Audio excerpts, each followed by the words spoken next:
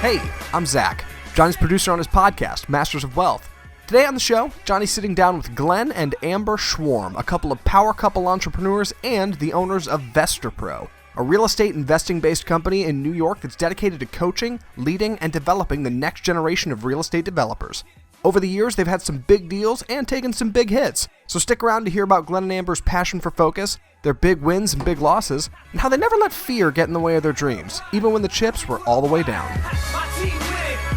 Ladies and gentlemen, this is Johnny Wimbrey. Welcome back to the Masters of Wealth show. As always, I'm going to bring you what I call the giants of industries of entrepreneurialism. And today, I'm extremely honored in studio right now at Wimbrey Training Systems via Zoom all the way up to Albany, New York, correct?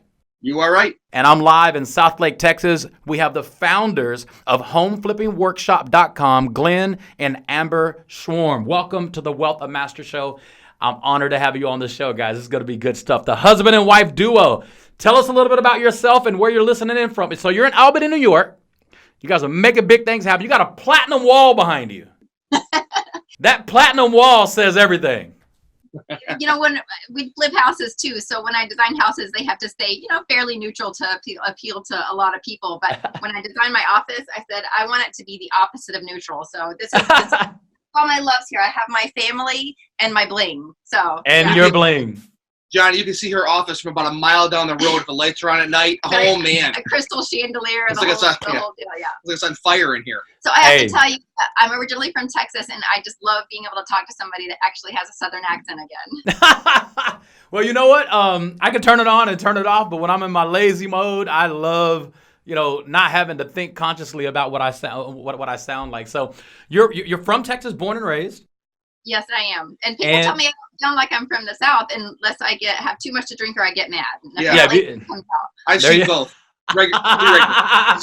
Hey, there's nothing like an argument with Southern lingo. Oh, yeah. A Southern woman. Yeah. Oh, yeah. Nothing quite like it. Can we move along with this, please? So tell us, I like to dig into things. A lot of people, it's so easy to talk about the surface. You're obviously, a success story. You're creating success stories. So I would say, there's a difference between people who lead people down the path of success, lead people down the path of wealth.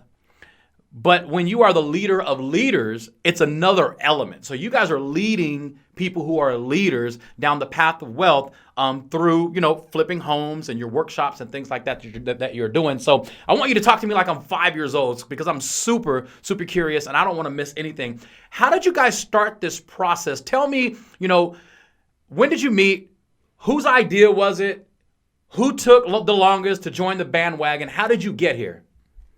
I've been an entrepreneur my whole life. I'm 51 today as I'm sitting here, and so Happy birthday. Well, not today. Actually, it was about a week ago, 3 days ago, whatever it was. I'm a January baby, so.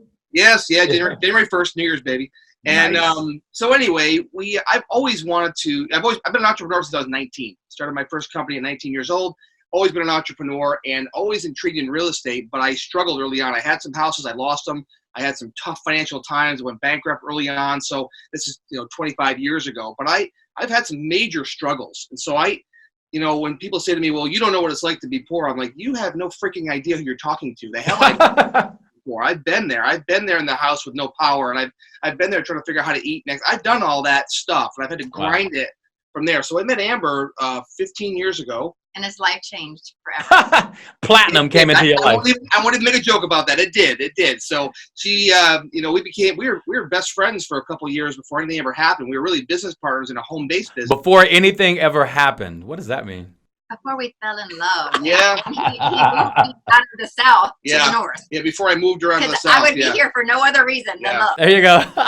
So we bought our first piece of property before we were romantically involved, and it was the worst property that we could have bought.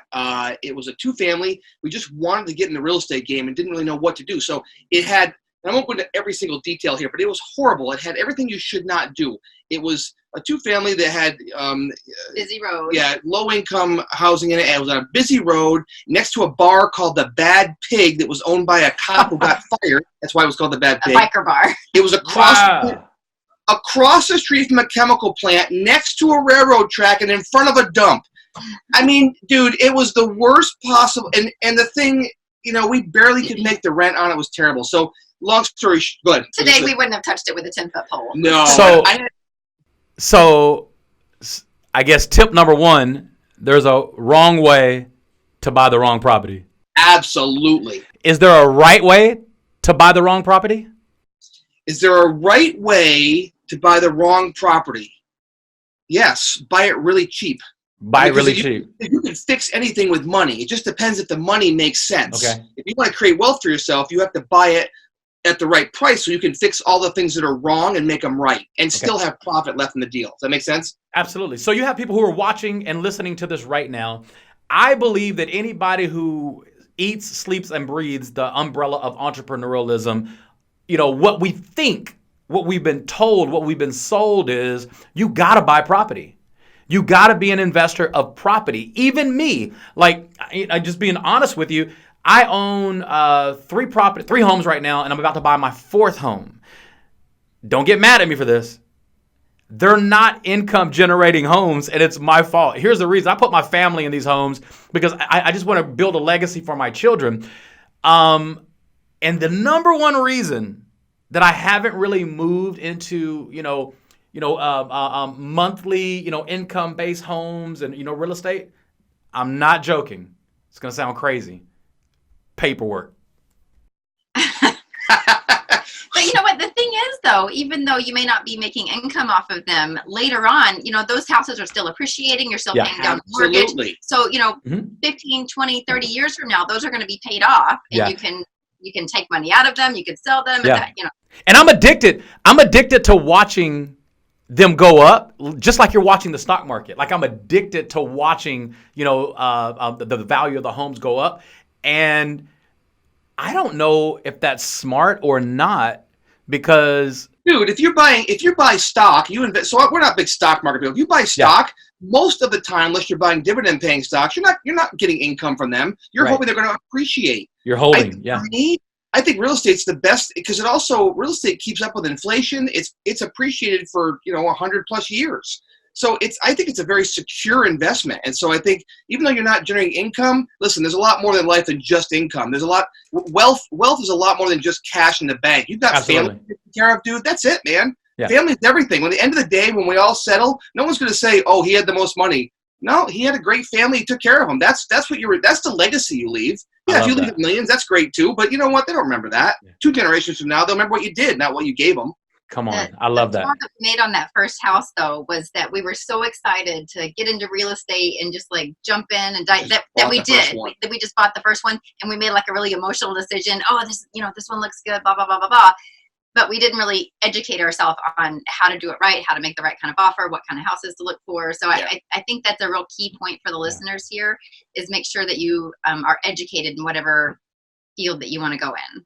Absolutely. So the lack of information can obviously, cost you your ass in business, you don't know what you don't know, right? So let's talk about what you guys bring to the table in terms of who is your perfect client. You're teaching people this concept of, let's call it flipping houses, investing in real estate, whatever we want to call it, but you're teaching people this process of entering, this real estate world or this property buying world. Who's your perfect client? Our motto is that we help everyday people build wealth through real estate investing. And so it's not just someone that is very smart, has a lot of resources. Or when we started, we were $80,000 in credit card debt. When we started doing this, 13 years ago now? We were $80,000 in credit card debt and didn't have a pot to piss in. And I was running out of money quickly, and we had to figure out how to make it work. And so, desperation's a wonderful motivator.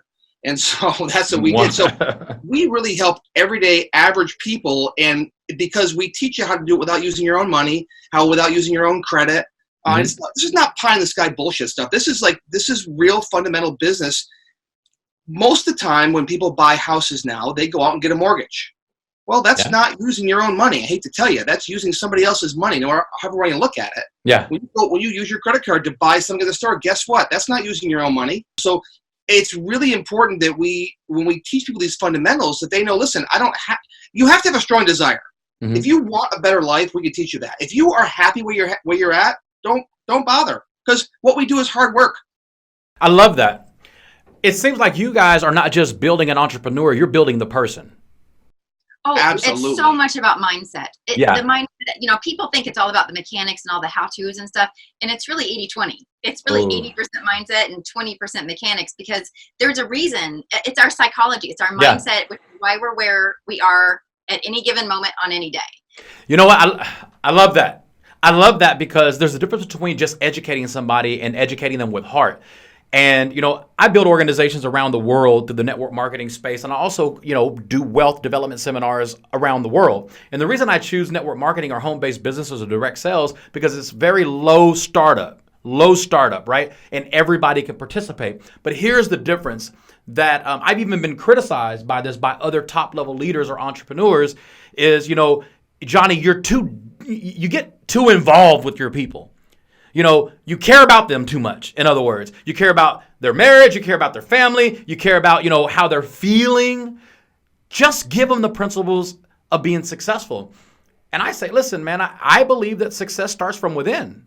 I believe that if I can teach you the principles of how to win in life, then you're going to win in anything you put your hands to, because your success begins within. And I was reading y'all's bio, and I was, just watching a lot of videos on you guys and just doing some research, and it hit me. I knew instantly, these guys, they care about people. And you've heard it before. People don't care how much you know until they know how much you care. So here's my question. Why do you care? I can tell you, for me, I think it's because I know what it's like to struggle. And I think my whole life I've been an entrepreneur, and that the entrepreneur journey is like this. Hey, I'm doing great. Oh my God, I want to kill myself. Oh my God, that's that. And I've been through all those things, and I've been through really, really, really tough financial times. I've been through divorce. I've been through loss. I've been through life, and so I think that if I can help somebody enjoy that ride better, because at the end of the day, we all go through a ride in life, and if we can learn to enjoy the ride better, my God, what a better way to do it, and be successful at the end, but also stay balanced through the whole process too. And when people, so Johnny, I spent 10 years as a professional network marketer in 2 different companies. That's where I got my legs of training and all that kind of stuff. So I lived that world. That's where Amber and I met. I'm sure we know a lot of the same people. Oh, probably so. It's been a number of years, been a decade since I've been out of it. But on the same token, that was a self-improvement course I was paid to take, right? You ever heard me saying that's what I used to train other people. And so when people used to say to me, oh my gosh, what you just said inspired me, or hey, I got my first check for $500 or $1,000, they were thrilled. And you get big leaders that start making bigger checks. And with us, when someone flips a house and they make $40,000 or $50,000, we had someone about 2 months ago make about $80,000 on their first flip. They said, oh, we closed on that 2 weeks ago. I said, what the hell are you waiting 2 weeks to call me for? I want to know that stuff. That's what drives me. I need that testimony. Yes, that's the fuel, baby. That's what does it for us. Yeah, for me, there's just like this huge rewarding aspect to it too, because we still flip houses, and we might about 80 a year, 80 to 100 houses a year. We still have a full company that does all that, just so you know. Wow. But it's become very routine. So when we close on a house and we make $70,000 or $40,000 or whatever it is, it's just kind of a day in the life of what goes on with us. But when we have a student that closes on a house, it's like super rewarding. And the people that come to our workshops are people that want to plan for their retirement. They're the people that are like sick and tired of being sick and tired of looking at the cheap side of the menu and living paycheck to paycheck. And, they like want more, but they don't know how to get more. And, just like being able to see their life actually change. Mm-hmm. It's not like, this isn't pie in the sky stuff. This is actually getting to witness people's life changing. Yeah. And there's a super rewarding aspect to that. And like for me, I also loved helping women and moms, because this has been like a male dominated industry for so long, and more women are getting into it. And it's a perfect fit for women and moms. We have 4 kids. Yeah. So we stay like super busy. They're anywhere between 4 years old and 20 years old. So our lives are crazy with sports and school and blah, blah, all that other stuff. So for me to be able to like show other moms how to not have mom guilt, but still make an income and still go to all their kids' school things and pick them up from school. We go to lunch with our daughter in first grade. It's awesome to be able to help other people. We can live in a very depressing world. So to be able to see people's life change and get better and be happier, I just love that feeling. I always say that money won't bring you happiness. The lack of money can bring tremendous stress. Absolutely. And it's hard to see the road to happiness when you're focused on paying that bill or that mortgage and you don't have any money and you're so focused, you can't even focus on being happy and being the best version of yourself because you're so consumed with money. Absolutely. That's most people. And so, listen, you make a big chunk of change like that changed your life. It's funny. Zig Ziglar, the late great Zig Ziglar, who I've had the opportunity to speak at his offices on two different occasions when he was there. It's a huge deal for me. Thank you. He would say, all the time. He would say, things like, it's not about what you want to accomplish in life. It's about how many people can you help accomplish what they want, and you automatically get what you want. And he also said that, money's not the most, you've heard people say money's not the most important thing in the air, and he jokingly, the most important thing in the world, and he jokingly says, it's not the most important thing in the world, but it's right next to oxygen. So he rates it high up, and what most people probably miss when he says that, there's a lot of people who can't breathe because they can't pay their bills. There are a lot of people who are contemplating suicide that's literally traced back to the pressures of not being able to pay their bills. People jumping off roofs and buildings, willing to take their life, making a permanent decision in a very temporary situation. And it's all traced back to the lack of money. So I don't take that lightly when people say things like that. I literally believe, from the bottom of my heart, there is a certain level of peace that comes to your life when you have the answer to almost any question. And money can find you almost any answer to anything. Not spiritually, not emotionally, but anything. Money is the answer to anything. And if we don't have that stress of money, we just kind of become better people, better parents, because we're not stressed out and having to work 10 or 12 hours a day, and we can give our children that more one-on-one attention. We become better husbands and wives. We become better to other people in society. So without stress, your life just becomes more free, and you just, that kind of exudes. Totally. So part of your coaching or mentoring programs that you guys do you actually mentor couples as well? Not in couples therapy, but certainly a lot of couples come to us when we have our events. We'll have anywhere from 100 to 200 people at our events, and then people will go on to work with us, more long term. And certainly we have a lot of couples that work together, and so we have done workshops. So listen, we're both a couple of type A personalities, you can probably tell. So I always say, listen, that we have figured out how to work together with 4 years and $25,000 worth of therapy. Best $25,000 ever. We finally figured it out. How many holes in the wall? How many remote controls have been thrown and broken? I've had a home-based business since I got married when I was 22, 23. And man, yeah. We do like to help couples through that. We've had a lot of conversations about, hey, we had to find a way to do it in our business. How do two type A people work together towards a goal? And we had to figure out some things, like we had to stay in our own lanes. Right. I love that. Mostly he had to stay out of mine. Yeah. I really meant, Your Honor. Yeah. So it was. We defined our roles, and so we actually do a training specifically for whether it's a couple, husband and wife, whether it's a son, whatever it is, whatever kind of partnership it is how you do it and stay sane and not have it affect your relationship. And try and not bring it home. Right. It's hard. It's trying not bring it home. It's very difficult, because especially when you're working from home, when you're in the early days, we did the first few houses ourselves. We were together 24 hours a day. And after you do that for several weeks, and if you're not getting along, you just want to kill each other. You know what I mean? So it was. No, I get it. I don't want to see you anymore today. I totally get it. So you have people who are watching this right now. They're looking at this for the first time. And, I don't know one person who's an entrepreneur who's never entertained, creating a portfolio of properties. So you have somebody who's watching, like me. I'm literally interviewing you, but I'm listening at the exact same time. And I would love to take my portfolio of properties to another level, to where they're income generating. But paperwork just scares the hell out of me. And I'm an insurance agent. I'm licensed. There's no more.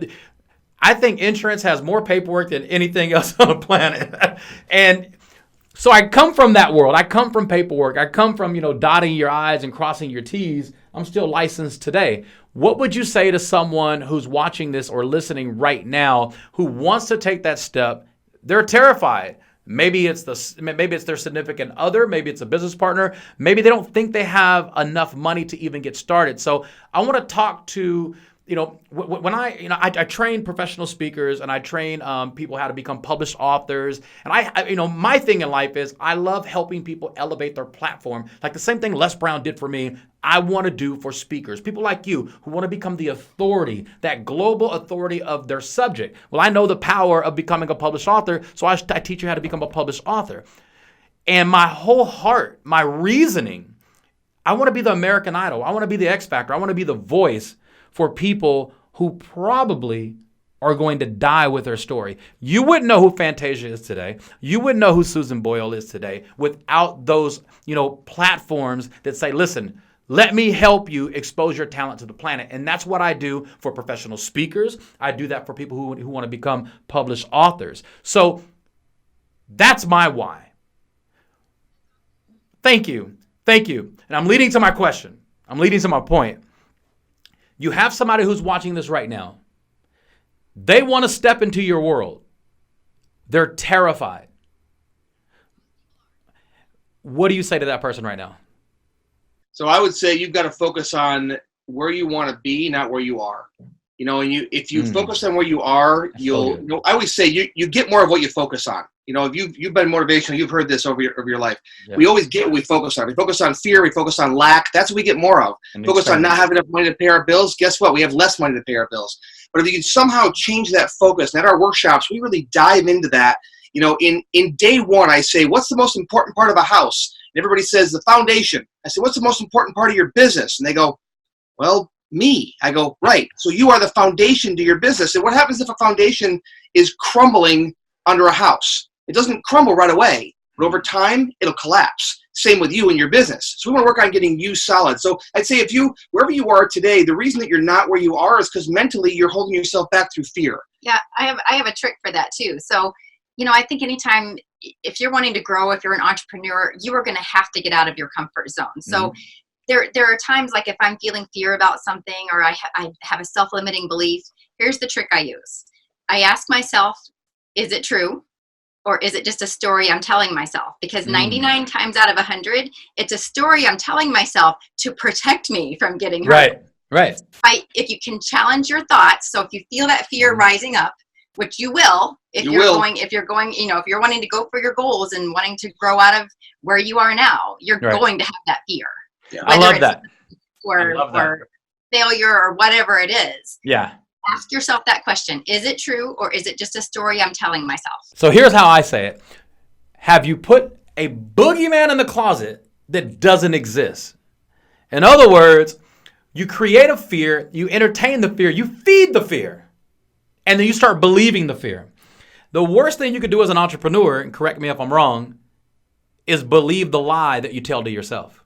Absolutely. Right? That's it's the worst story. thing. Yeah, it's a story. It's nothing but a story that our brain plays on us. Yeah. And it's really designed to protect ourselves from getting hurt or from having failure or whatever. But if we can, feelings can't be challenged. Feelings are not right or wrong. They're just feelings. But your thoughts can be challenged. In my book, shameless plug, From the Hood to Doing Good. Actually, this book is written back in 2003. There's a chapter in the book where I talk about, one of my mentors taught me this when I was maybe 20 years old. He said, the greatest enemy is enemy. It's inner me. It's inside me. Like nobody can hold Johnny Wimbrey back like Johnny. Like I'm the greatest qualified voice on the planet to hold me back. And what you just said feeds that theory because life happens to us all. It just happens, right? So it's not about what happens to us. It's what we allow to happen in us when it happens to us. So believing the lie, you allow that to live inside you and it manifests and you start playing it out because you believe the movie that you told yourself. Yeah. And one of the things that we go over a lot in our trainings too is I think most people live their lives by their feelings instead of by their thoughts. Yeah. And if you can flip that switch. Yeah. And start living by your thoughts instead of your feelings, that is a game changer. Yeah. I agree with that. Yeah, everything we do in life, that's a big part of what we train on too, is that everything in our world starts with a thought. Whether it be the microphone on your desk or the water, the computer, the book you wrote, or the piece of paper that it's printed on. Someplace in history, somebody said, hey, let's pound this tree down and turn it into a piece of paper. Everything started with somebody's thought, electricity, whatever. And so, we get to create our own future by what we think about, but we have to, as you know, I can see in your eyes, man. We got it. We're not perfect. We always stumble, but we always want to get back up on the horse and say, change my thoughts. Let's get back on it. I think people think when you reach a level of success that you figured it out and you're 100% right all the time.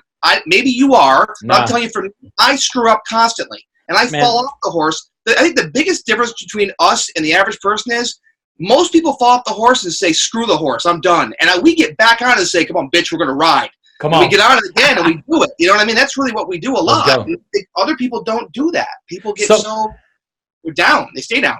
So is it safe to say that success is not a destination, it's a direction?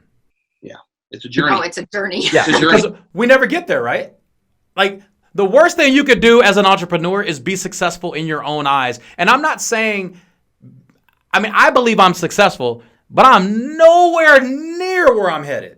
So my definition may be different than somebody else's definition. I am in the process of success. Getting there is none of my business. I just have to stay in the direction of success. Right. Johnny, do you think, this is so funny because this is what you're saying resonates with me.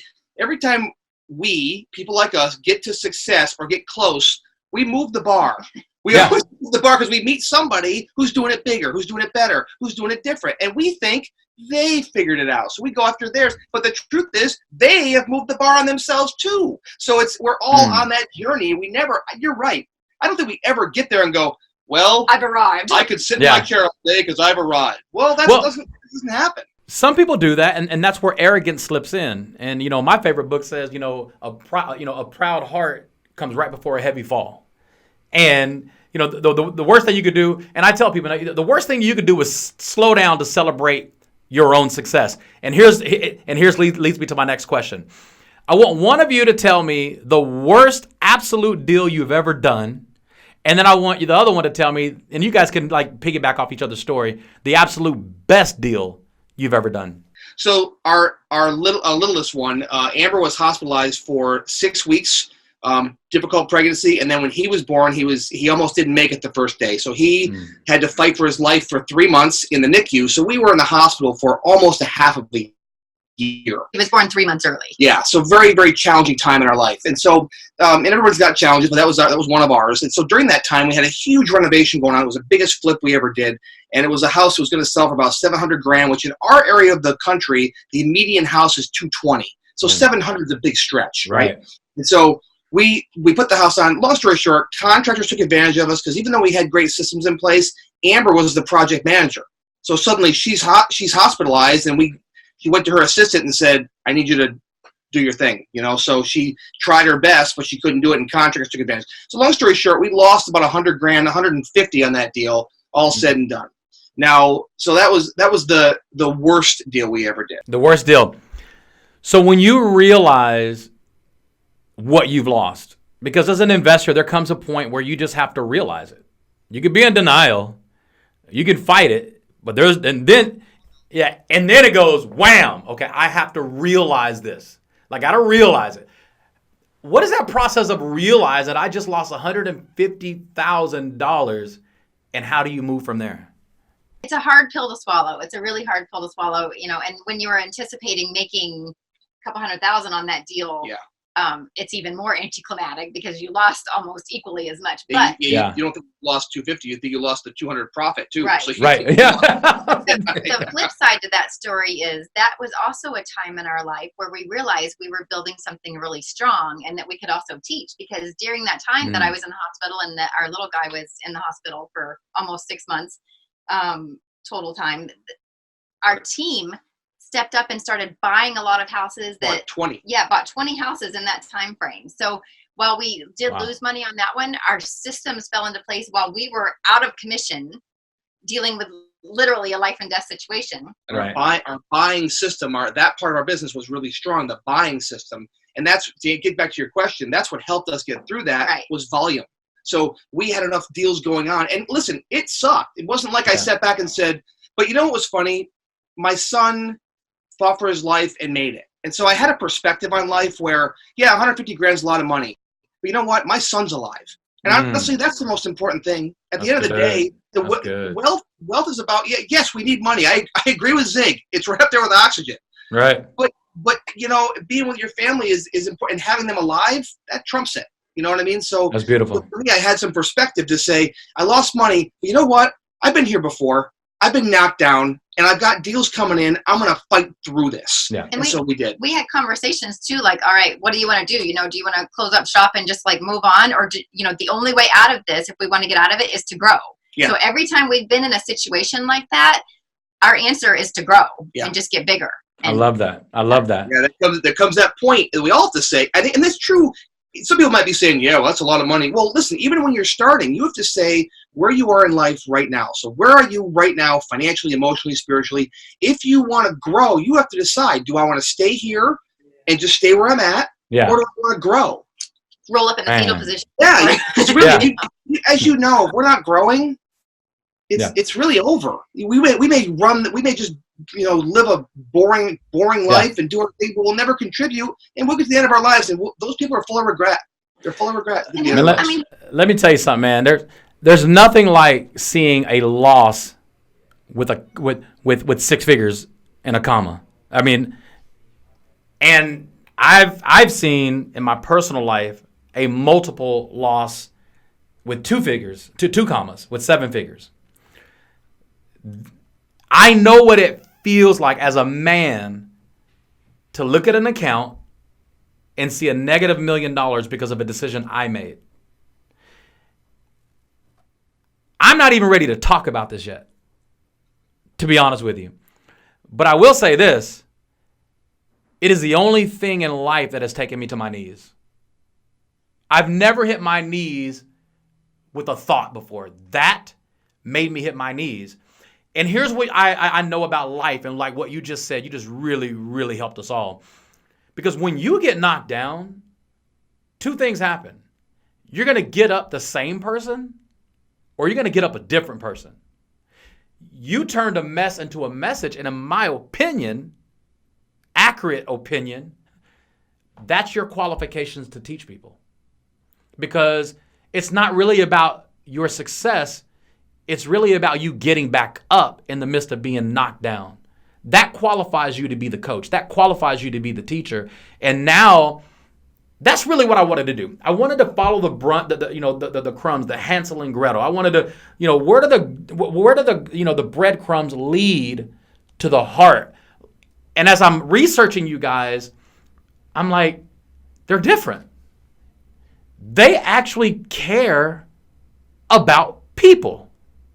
And that's what I wanted to get to. And now I'm starting to peel back the layers and understand that it's almost a ministry what you guys do for people.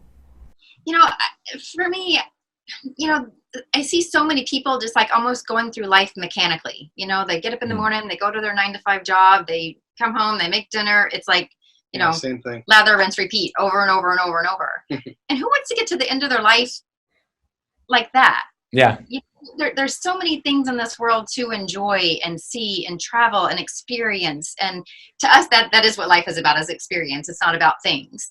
So I just want to help as many people as possible be able to have that feeling and have that freedom and, spread that energy. I think people like that our events too, that we are there live. Like we're there in person. Our next event coming up, we have Tarek El Moussa from Flipper Flop. He's going to be at the event speaking, but we're also there live. And we have other speakers that come with us, but we're the main draw. Yeah. Tarek will be the main draw. I'd love to come speak at one of your events, man. I want to see you guys in action. I would love to do that. I would be more than... that'd be great. No, we have a lot of synergy there for sure. We're going to make that happen. Yeah, awesome. That's great. So we work really hard on that part. So when we're there at the event, people say, you guys are real, because I share my failures. Like I'm not one that gets up there and goes, look at me, look at my car, look at my house. And I'm like, that stuff doesn't mean anything to me. I want to show you how to get up when you fall. Yeah. If I can teach you that life skill, we may part ways, you never do real estate again. But if you spend some time with me, a year or even a weekend or whatever, and you spend time with me, you're going to learn that skill. And if you learn that skill, baby, then you can do whatever you want. Because if you know how to get back on the horse, you get back on it and you ride. Yeah, and that's probably the biggest thing we hear from the people that do come to the events. For me, it's not about, oh, you're a great speaker or the information, blah, blah, blah. the biggest compliment and most flattering thing to me is when people come up and say, "You're just so real." Yeah. Yeah, I can relate to that. So let's talk about your best deal you've ever done. Best deal was definitely Was it recent? 2 years ago. 2 years ago. We Okay. bought a house thinking it was. We've done about 600 houses, so we've done Right. a lot of houses over the years. So yeah. Wow. All I just saw was paperwork. See how I put that boogeyman in the closet that doesn't exist? Because I have attorneys do all that for me. I don't worry about it. So, We never I'm telling you. that's paperwork. So yeah. Now we're talking, baby. Oh yeah. We'll show you the ropes. Don't We'll worry. teach you. All right, I'm down. We bought a house. It was on a beautiful piece of property. We thought it was 2 acres, right? Yeah, we thought it was We two. thought it was We thought it was 2 2.5 acres on the MLS listing. And then it's really a long story, so let's condense it. So long story short, our attorney started looking at it and called us and said, "You're on 7 acres." And we're like, no. The listing said 2 acres. And It's a he's pretty prominent part of town, too. right. Wow. So long story short, it was on 7 acres indeed. So what we did was we actually subdivided the property. There was Mhm. one little parcel that was on already kind of in its own little section anyway. So that one I think we sold off for like $40,000. Yeah. And then we kept the house that was on the 3 property acres, on whatever 3 it was. acres. But then there was another parcel right across the street from that. And this was on a private road. There was only Mhm. one other house on the road. So there was another piece of property on the other side of this private road. So this guy buys the house. You tell us. You tell Well, us better than I do, actually. long story short, we bought the house and we sold the one piece of property off, sold the house off, and that was a lot of money right there. But I wanted to sell the piece of property that was right in front of this guy's property because he could see that if somebody built the house, it would be in his front yard. And right now he was very private and secluded. And I said, I want you to buy this piece of property from me. He's like, no, I'm not going to buy it. Or I wanted like 70 grand. He's like, no way, I'll give you 30. I'm like, no. So one of the guys that worked for us actually had some surveyor stakes. his dad was a surveyor. So he went out, he said, how about I put some survey stakes up? I said, sure. So we went out the weekend to put survey stakes up. The guy goes, what are you doing out there? I go, well, we're going to sell it and build a house up there. He goes, I'll buy it from you. He ended up paying us 60 grand for that piece of property. So all in, all told, when all was said and done, we made about $220,000 profit on that one deal, one house. And the house sold for $367. So it wasn't $1 million deal. The house was $367. We made whatever the profit was on that. Then we made profit on the land, the other piece of land. It was a killer deal at the end of the day. Okay, so just from an elementary mindset, for me personally, what was the timeline from the time you made the purchase to the time you cashed out? 6 to 8 months. Wow. Yeah, and then remember, a lot of that time is lawyers doing their stuff too. Yeah. Surveying the land, closing costs. So the actual work, maybe a couple months. So That's the cool thing about real estate, though, is, there's all different avenues. You can wholesale properties. You can, buy and hold them for long-term income. But people these days, they need to pay off their credit card debt. They need to put their kids through college. So you can do one deal on the side of your job. Yeah, change your life. On the side of your full-time job. You can do a part-time deal and make an extra $30,000, $40,000 a year on one deal. I love that. That's what I'm talking about. I like to keep it simple, just like that. Somebody can come to your class. They can come to your seminar. They can come to your workshop. And literally on a part-time basis, they can start buying their life back. And people are like, what does that mean, Johnny, when you say buy your life back? Well, what if you started working 4 days a week instead of 5 days a week after doing this for a year? That's you starting the process of buying your life back. I think that's incredible. And that's why I teach entrepreneurialism. It's not so you jump right in and go full time. I did that, but I don't expect everybody else to do it. But you just start the process of buying your life back, and that creates freedom. I'd rather have $500,000 in the bank and have time freedom than to have $5 million in the bank and have no life. You're showing people how to buy their life back to enjoy life. So as we're wrapping up, I want you to talk about whatever you want to talk about, but I definitely want to know, how do people get in touch with you? We'll do the subscripts. It'll be right below when you say it. How do people get in touch with you? Where's your next seminar? How do they stay ahead of your schedule? How do they get into your circle of information? And what is the benefit of them choosing you versus other people? Now, I love the fact you guys are a couple, because like my wife and I, we went to marriage counseling or premarital counseling.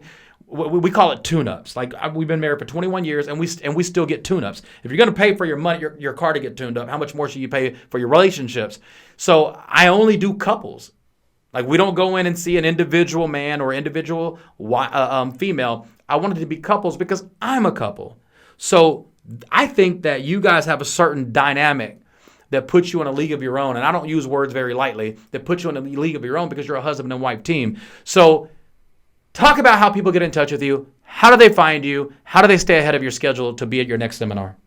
So for the workshops, the website is homeflippingworkshop.com. That's going to have all the future events. Our next one is at the end of this month. We're in Rochester in 2 weeks. We're in Atlanta in February. We're in, I think, Albany in March. We're in Nashville maybe in May. So we're starting to go around the country. But all those will be on homeflippingworkshop.com. But if they want to follow us, we market everything under our names. Glenn with 2 N's, Glenn and Amber Schworm, SCHWORM. We're on Facebook. We're on Instagram. We're on YouTube. We have our own podcast. We do episodes of our flipping shows on YouTube, so definitely look us up there. I love it. Well, we have it all right here below. They're already following it. This has been super cool, man. I've interviewed a lot of people, a lot of high-level individuals from around the world, and I was asked to tour with a seminar called Money Masters, Financial Freedom Institute, good friend of mine, Nick Halleck, and the tour started in Australia. So we went to Perth, Australia, Melbourne, Adelaide, Sydney, and then we went to Singapore, just all over the world. But I was more the mindset guy for a 2-day seminar. I was the only person who spoke twice. I spoke in the morning. And I cannot tell you how many people were there because of real estate, owning properties. And I remember sitting there, being the featured speaker. And I'm addicted to this stuff. So I love staying in the room. I'm not the speaker who speaks and then goes in my room for the rest of the day. I like learning. And I just remember sitting through part of the process, and I think it was like $75,000, $100,000 kit to learn how to enter the world of not real estate, not do anything else, but enter. And this guy, you've probably seen this before, had a beautiful, like, platinum suitcase. And you leave with this suitcase, and some people went up there to second mortgage their home to start the education to learn how to start doing what you guys are doing. And I just remember thinking to myself, I could have never done that. I would be the guy in the seminar, like, emotionally feeling like a piece of crap because I'm watching people go up dropping this money to start an industry. And I just remember thinking to myself, man, this is not for everyone. But listening to you guys right now, I now believe that it is. They just got to find people like you. Yeah.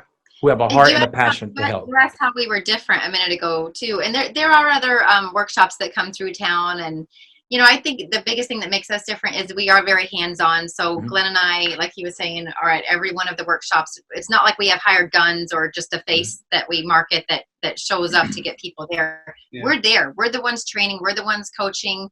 We're right there. We go on it's a 3-day workshop. So we go on a bus tour one day and actually go out to a local property and give people what a day in the life of an investor really is. So It's like actual on-the-job training. And it's Yeah, you look at our reviews online. We've got hundreds of all. Somebody said to me the other day, they go, "Are those reviews fake?" I'm like, "Why would you say that?" He goes, "Because they're all 5-star." I go, "I'm not sure." They said, "You should get some 1-stars." I go, "Why? I'm not sure what to do. They're real. These are real reviews." Because there's. I know. I don't know. They're real, but that's what we do. I think like you said, and the more we've been doing this in the past 4 years of the education piece, the more I realized that I hadn't thought of it that way. People say, "You really care?" I'm like, I didn't really think about it that way, but I do. And I cared in network marketing. I cared too. And I would be like, real estate's always just burned in my belly. Things that real estate always burned in my belly. So I do. We care. That's what makes us really different is that and our team cares. We have people that help. We have people that work for us that help support our students and all that kind of stuff. So they all care too because leadership comes from the top down. So you've got to lead yourself before you can lead anybody else. So that's I love it. I love it, man. I look forward to picking your brain. I look forward to staying in each other's lives. If you're ever in the Dallas-Fort Worth area, please come into the studio. We'll have you here live. I'd love to pop in and crash one of your seminars, and I just want to learn, man. I want to learn. To me, it's about generational wealth. My first memory in life was living in a battered women's shelter, being homeless. I made a lot of bad decisions in life. I sold drugs as a teenager, had a felony arrest as a teenager. I got a brother serving 40 years in prison right now. The only difference is I didn't get caught. So I'm the other side of the story of someone who really made a decision to win their life back. And that's why I chose entrepreneurialism. I respect that more than a lot of success stories. I respect coming from nothing and building something. Yeah. Mine wasn't that bad, but I was bad too, but not that bad. But nonetheless, you took that. That shows me some serious balls, man, just to be able to do, and you know what it really is? It's character. Yeah. You're doing the things when nobody's looking that they should be doing. Like, you're doing the things, you're not just doing it in public. You do it in public, but you make the right decisions. Clearly, you make more right decisions than wrong decisions when no one's looking. And Absolutely. That's what the real definition of character. And we're just getting to know each other, but man, that's you. I have the utmost respect for someone that has come from a very difficult background and built something that means something. Yeah. Shit, man, you got me. Thank you, brother. That means a lot to me, man. And when I, started the interview, we talked about being leaders of leaders. I am literally, living the life right now where I'm starting to see my leaders that I developed and helped develop, and they were broke when I met them. They're millionaires today, and now they're helping other people become millionaires. And that to me is the biggest reward. The biggest reward is to look back and see something that I was a part of. I was interviewed on television in Australia. You ever been interviewed and you said something, or you're on stage and something comes out of your mouth and you're like, damn, that was good. I said that. I had one of those moments, man. And they said, Johnny, what's next for you? What's your big hurrah? And I said, I don't want to die working. I want to die watching my work. And I didn't know that I had the ability to articulate that with so few words. But that was one of the very first times I was able to articulate that without drawing out a whole bunch of words, because that's really what I want. I want to watch my work. I'm 44 years old right now, and I'm literally seeing people that I've met when they were 14 years old coming to my seminar in South Africa that's a multimillionaire today at the age of 24. That's watching your work. What you guys are doing, this is legacy. You are interrupting generations that probably would not have lived the life that they're going to live 20 years, 40 years, 50 years, 100 years from now because of what you slowed down your life and literally are helping people by educating them based on what you know. And to me, that's an expert. An expert is somebody who masters something and they slow down to teach other individuals. Congratulations. I'm honored to have you guys on the show. This is the Masters of Wealth with Johnny Wimbrey. You guys are hearing from Glenn and Amber Schworm, homeflippingworkshop.com. I promise you have my word. I'm going to attend one of your workshops. And that's coming from a selfish place. I'm coming for me. I'm coming because I want to learn, man. Well, I'm excited, man. It's an honor and a pleasure. The dynamic duo, man, you guys are amazing. And anything that we can do, Wimbrey Training Systems, that we can do to help, elevate, benefit, or even, whatever we could do, we want to be a part of it. Right awesome. Back at you, Johnny. Yeah, same to you, man. All right. God bless you guys. Thank you. Say bye to the platinum wall for me. My wife would love that. She's going to trip out when she sees this because she's all about the platinum life. But I appreciate you guys being on the show. It's been a blessing. Thank you so much for having us. You too. We'll reciprocate. We're getting our show going, so we'll be doing our thing, man. Looking forward to it. Let's get it. I love it. Yeah. All right, we'll see you guys. Cheers. Thanks for listening to Masters of Wealth. To find out more about Glenn and Amber, find them on Facebook at facebook.com/VestorPro, spelled VESTORPRO, or check out their website at vestorpro.com. To learn more about Johnny, check out his Instagram at Wimbrey, that's WIMBREY, and follow him on Facebook at facebook.com/Johnny Wimbrey. And to hear more episodes of Masters of Wealth, subscribe to the show on your favorite podcasting platform so that you can be the first to hear new episodes every single week. Thanks for listening, and we'll see you next time.